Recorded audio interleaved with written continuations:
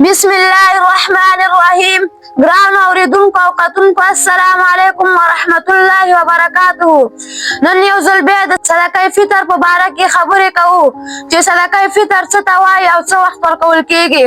صدقه فطر هغه صدقه ده چې مسلمان د روژې په پای کې د اختر لمونځ مخکې ادا کوي. دا صدقه د روژې د نیمګړتیاوو د جبران او د بېوزلو د خوشحالولو لپاره ټاکل شوې ده.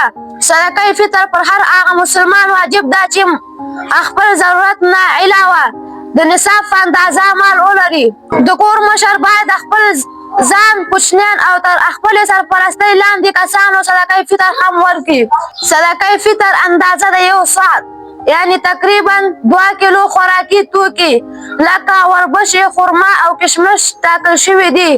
د افغانستان سترې محکمې د اعلان له مخې سږکال په نږدې اندازه د غنمو د قیمت له مخې 65 افغانۍ ټاکل شوې ده او که څوک توان لري نو د همدې اندازې خرما او کشمش نغدې پیسې دې ورکړي. صدقه فطر د ادا کولو غوره وخت د اختر لمونځ وړاندې او د روژې په وروستنیو ورځو کې هم ادا کیږي. صدقه فطر هماغې خلکو ته ورکول کیږي چې د زکات مستحقین وي لکه فقیر، مسکین او محتاجه خلک. الله جل جلاله دې موږ او تاسو ته د نیکو اعمالو توفیق راکړي.